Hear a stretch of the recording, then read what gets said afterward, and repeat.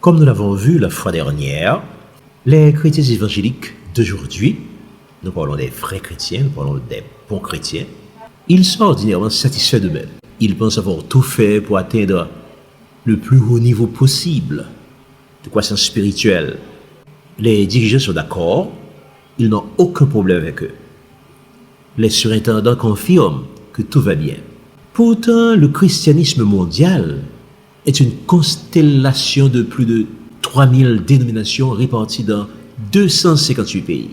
Elle est constituée de chrétiens qui vous disent avec une fierté criminelle qu'ils appartiennent à telle ou telle dénomination ou à telle ou telle congrégation, faisant semblant d'ignorer cet ordre péremptoire du Seigneur dans Jean 17, que tous soient un.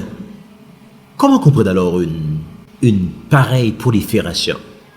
Quelles en sont les conséquences pour le chrétien évangélique d'aujourd'hui? Est-il encore possible d'obéir à cette injonction du Seigneur? Salutations à tous, je suis Charles-Henri Pierre. Dans notre dernière sortie, nous avions commencé à explorer ce cuisant problème. Nous avons mis en évidence 3 raisons bibliques qui peuvent aider à avoir un début de compréhension du problème. Ce sont, premièrement, une méconnaissance de Jean 17, verset 21, qui les porte à ignorer l'ordre formel contenu de ce verset.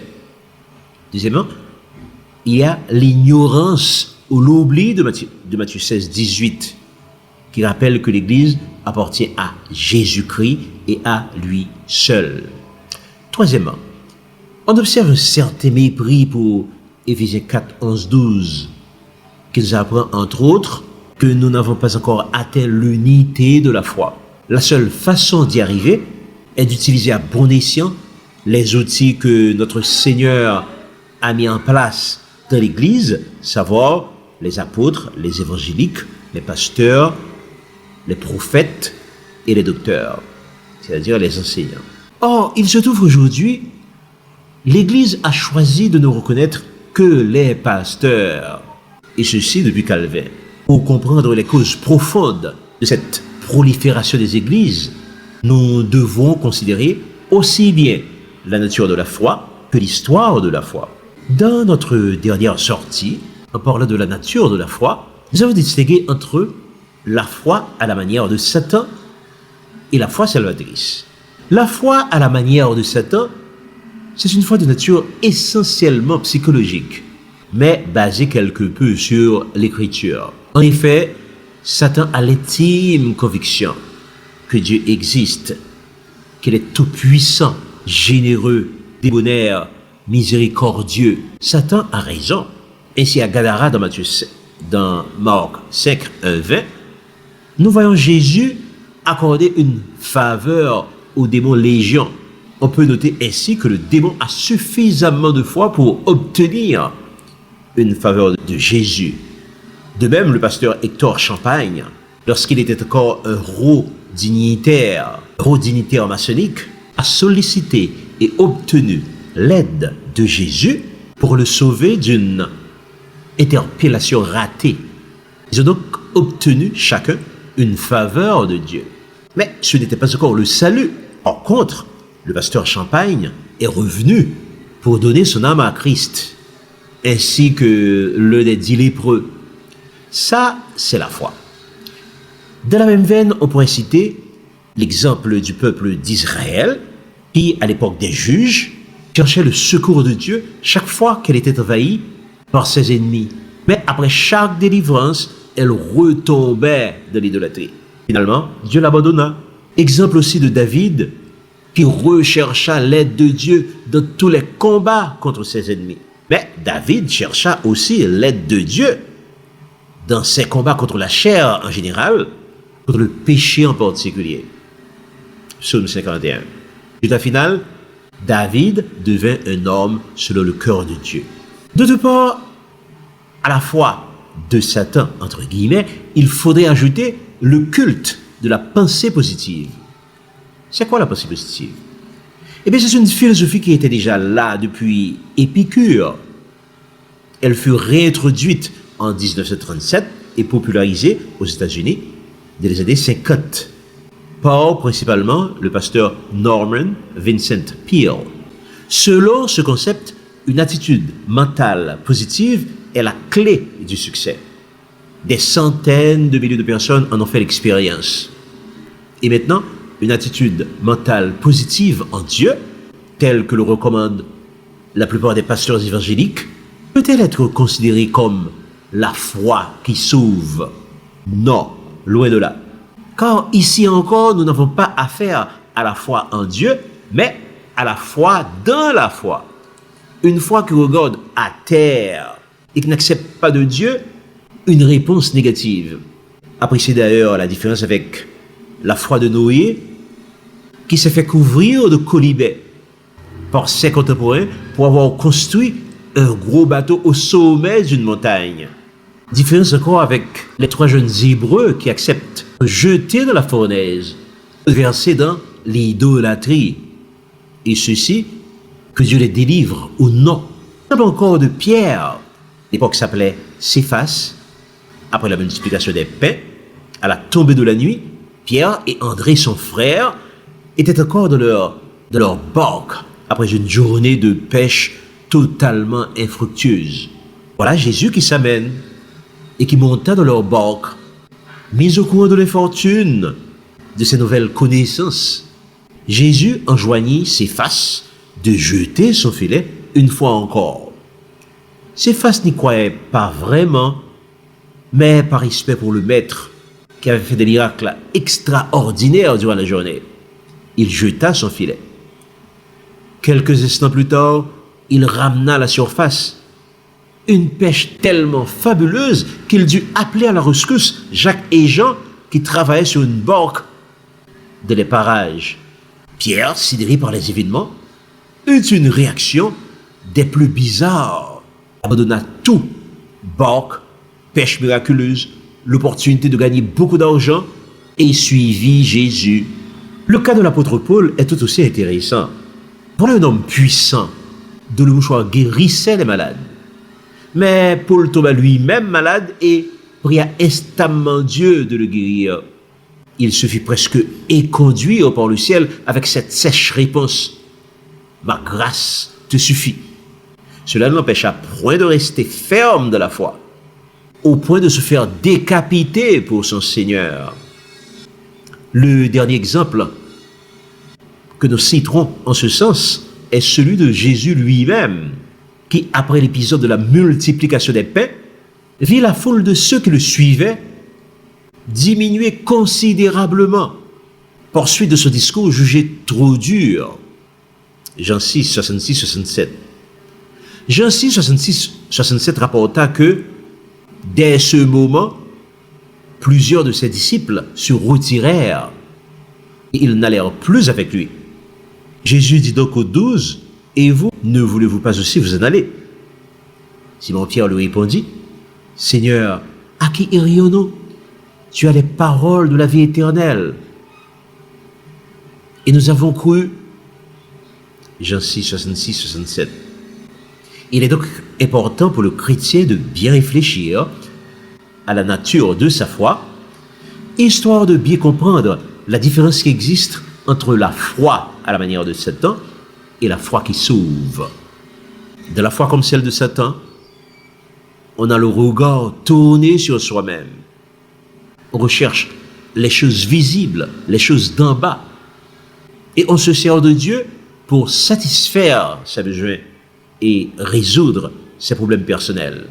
Alors que de la foi qui sauve, on recherche les choses invisibles et on a le regard constamment tourné vers Dieu. Dieu qu'on aime au point d'oublier ses besoins, ses problèmes et de lui sacrifier même sa vie.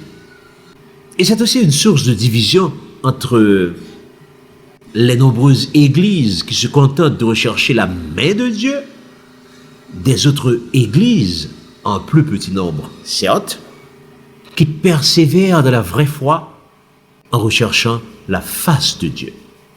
Avant de passer maintenant à l'histoire de la foi, pour approfondir davantage le problème de la prolifération des dénominations, il importe de revenir à Matthieu 16, 18 pour quelques considérations supplémentaires. Dans notre dernière sortie, nous avons vu que de cette portion de Matthieu 16, le Seigneur a exprimé sa volonté de bâtir son Église et non pas une Église parmi d'autres. Il n'a pas dit non plus qu'il bâtirait nos églises. C'est une façon pour lui de partir à la recherche d'un homme nouveau, un homme qui partagera avec lui l'éternité. Il importe de souligner, de rappeler que cet objectif de Dieu de se doter d'êtres humains dignes de partager la vie éternelle, de partager la vie éternelle avec lui, ne date pas des temps bibliques. Déjà dans Genèse 1, 27, la Bible nous apprend que Dieu fit l'homme à son image et à sa ressemblance. En créant Adam et Ève, Dieu a donc créé des gens qui lui ressemblaient. Dans Ésaïe 43, 7, Dieu interpelle tous ceux qui sont appelés de son nom et qu'il a créés pour sa gloire. Éphésiens 1,5 ajoute, il nous a prédestinés dans son amour à être ses enfants d'adoption par Jésus-Christ selon le bon plaisir de sa volonté. Romains 8, 29 continue de la même veine. Car ceux qu'il a connus d'avance, il les a aussi prédestinés à devenir semblables à l'image de son Fils, afin que son Fils soit le premier-né de beaucoup de frères. L'objectif fondamental de Dieu, en créant l'homme, est donc de se doter de fils adoptifs absolument semblables à Jésus-Christ. Or, la Bible nous dit que Christ est l'image du Dieu invisible. Ainsi Colossiens 1,15 est formel, il est l'image du Dieu invisible, le premier-né de toute la création. 2 Corinthiens 4, 6 ajoute, pour les incrédules dont le Dieu de ce siècle a aveuglé l'intelligence, afin qu'ils ne vissent pas briller la splendeur de l'évangile de la gloire de Christ, qui est l'image de Dieu. Christ confirme, celui qui m'a vu a vu le Père. Jean 14, 9. Nous devons donc à tout prix regagner l'image et la ressemblance de Christ. L'apôtre Pierre précise pour nous que nous devons redevenir participants de la nature divine. 2 Pierre 1, 4. Sommes-nous semblables à Christ? Nos églises sont-elles conscientes que c'est là la mission fondamentale de l'église de Christ? Une bonne partie d'entre nous semble perdre de vue que les choses visibles sont passagères, tandis que les invisibles sont éternelles. On semble oublier qu'au retour de Christ aura lieu le grand jugement de la foi. Alors, quelle est la nature de notre foi? À qui ou à quoi ressemblons-nous? La réponse à ces brûlantes questions déterminera certainement notre destinée éternelle. Malheureusement, une bonne partie de nos congrégations continuent leur petit bonhomme de chemin sans vraiment se soucier de la mission fondamentale qui leur a été confiée. Et compte tenu de l'absence relative de vision et du fait que chaque dirigeant est chez lui un véritable pape qui n'a de compte à rendre à personne, il devient terriblement difficile d'intervenir pour tant soit peu corriger au besoin le cours des choses. On éviterait ainsi l'éclatement de l'Église tout en travaillant pour l'unité de la foi. Quel est maintenant l'intérêt de l'histoire en général, de l'histoire de l'Église en particulier? Pour quelqu'un qui veut comprendre le problème de la multiplication sans fin des dénominations évangéliques, en fait, l'histoire revêt une importance capitale, non seulement pour comprendre la problématique de la prolifération sans fin des dénominations, mais surtout pour bien appréhender les grandes corruptions survenu dans le judéo-christianisme, par suite des nombreux contacts avec le monde païen. Le Seigneur en était conscient lorsqu'environ 60 ans après avoir établi son Église, de Matthieu 16, 18, il procéda à une première évaluation dans les chapitres 2 et 3 de l'Apocalypse. L'apôtre Jean rapporta en effet que sur les 7 églises d'Asie mineure, considérées comme type d'église, seulement 2 sur 7, soit un peu moins de 30%, ont réussi cette évaluation avec les compliments du Seigneur. Il s'agit en l'occurrence de Smyrne et de Philadelphie. Si maintenant il y a eu 30% de succès 60 années seulement après l'établissement de l'Église, quelle sera la situation si cette évaluation a lieu quelques 2000 ans plus tard, dans les temps actuels? Logiquement, mathématiquement, il ne faudrait pas s'attendre à plus de 10% de succès. Pour s'en convaincre, il suffit de se référer à la prophétie de Daniel. La prophétie de Daniel est relative. Dans Daniel 2, 31-35, en effet, le prophète Daniel donne l'explication de la grande statue vue en songe puis oubliée par le roi Nebuchadnezzar. La tête de la statue était en or, ce qui représente l'empire babylonien. La poitrine et les bras étaient d'argent, ce qui représente l'empire des Mèdes et des Perses. Son ventre et ses cuisses étaient d'airain, représentant l'empire grec. Les jambes de fer et les pieds en partie de fer et en partie d'argile représentent l'empire romain. Tu regardais lorsqu'une pierre se détacha sur le secours d'aucune main, frappa les pieds de fer et d'argile de la statue et la mit en pièces. Mais arrêtons-nous à cette dernière partie qui, comme le reste, est une précision effrayante. Notons tout d'abord que cette vision de l'histoire de l'humanité sera donnée directement à Daniel dans Daniel 7, sous la forme de la vision des 4 animaux. Dans Daniel 7, les versets 7 et 8, l'Empire romain est symbolisé par le 4e animal, extraordinairement fort, terrible et épouvantable. Il avait 10 cornes. Daniel 7, 24 nous apprend que les 10 cornes sont 10 rois qui s'élèveront de ce 4e royaume. L'histoire générale nous apprend qu'au début du Moyen-Âge, l'Empire romain se désintégra sur les côtes butoirs des peuples barbares qui se partageaient l'Europe occidentale. C'est ainsi que les Lombards formeront l'Italie, les Allemands donneront naissance à l'Allemagne, les Francs formeront la France, les Burgondes la Suisse, les Helvètes l'Espagne, les Ostrogoths le Portugal, les Angles l'Angleterre. 3 peuples barbares, les Huns, les Vandales, les Wisigoths, ne dureront pas longtemps. Ils seront rapidement effacés par une petite corne qui sortit du milieu des 10 cornes. L'histoire nous apprend en effet qu'un petit royaume, le Vatican, en fait le plus petit d'Europe et peut-être du monde, s'éleva du milieu des 10 royaumes. Il fit la guerre aux Huns, aux Vandales et aux Wisigoths. Il les vainquit et il effaça leur nom de la carte. Quant aux grandes 2 nations d'Europe, elles se réuniront à nouveau dans les temps modernes pour reformer à travers l'Union européenne ce que les observateurs appellent l'Empire romain ressuscité. Mais revenons à l'union du fer et de l'argile de Daniel 2. Que représente l'argile de Daniel 2? Le texte a déjà identifié le fer comme étant l'Empire romain. Dans Ésaïe 64, verset 7, le prophète Ésaïe s'exclame en ces termes. Cependant, ô Éternel, tu es notre Père, nous sommes l'argile, et c'est toi qui nous as formés. Nous sommes tous l'ouvrage de tes mains.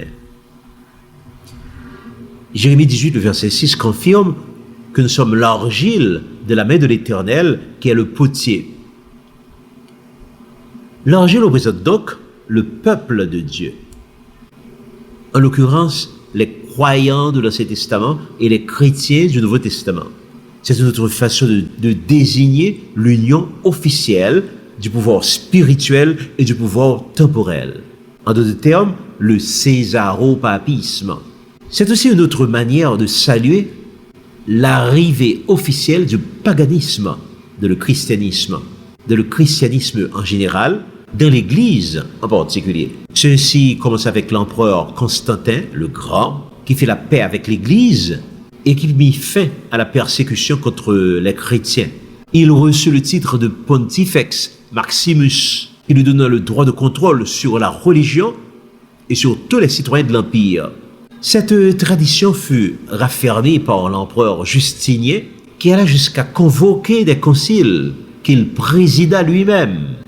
Théodose Ier, 379-395, fut encore plus zélé pour le christianisme. Il fit détruire les temples païens et interdit leurs sacrifices. Cependant, bien que le christianisme fût proclamé la religion officielle de l'Empire, la populace ne la pratiqua que de manière superficielle. Le christianisme servit de manteau au paganisme. D'ailleurs, Constantin lui-même continua à pratiquer le mitraïsme. D'autre part, après l'avènement de Constantin le Grand, les persécutions contre les chrétiens cessèrent. Les statues de Rome furent renommées. La statue de Jupiter olympien devint la statue de Saint-Pierre. La statue d'Hermès devint la statue de Jésus-Christ le bon berger. La Madone le bébé devint Marie et l'enfant divin. Le christianisme adopta l'adoration du Dieu Soleil, du jour du Soleil, d'où l'édit de Constantin consacrant le dimanche comme jour officiel d'adoration en 319. Au concile de la Odyssée, en 336 de l'ère chrétienne, l'Église catholique changea officiellement l'adoration du 7e jour, le sabbat, en adoration du premier jour de la semaine, adoration du dimanche. Toujours sous Constantin, Ishtar, qui désignait une déesse païenne assyrienne, déesse de la fertilité et du sexe, eh bien, Ishtar fut changée en Easter, qui devait désormais Pâques. Et selon le docteur Samuel Bacchiocchi de l'Université grégorienne de Rome, il existe un consensus large d'opinion, selon les chercheurs, que Rome est en effet le lieu de naissance du dimanche de Pâques. Samuel Bacchiocchi, From Sabbath to Sunday, A Critical Review. Il est donc important de noter que l'histoire est vraiment importante pour comprendre les déviations, les hérésies qui vont traverser le christianisme. Il importe donc de noter que la plupart des changements que nous vivons aujourd'hui, au niveau du culte, au niveau de l'organisation de l'Église, et même au niveau de la parole, c'est-à-dire au niveau de la Bible même, eh bien, ces changements proviennent tout simplement du monde païen. Le peuple de Dieu, les vrais chrétiens, doivent donc ouvrir l'œil, car il est vraiment temps de nettoyer les écuries d'orgias spirituelles, car il n'y aura jamais de réveil si nous ne corrigeons pas les erreurs du passé. Que le Dieu Tout-Puissant nous bénisse et nous garde.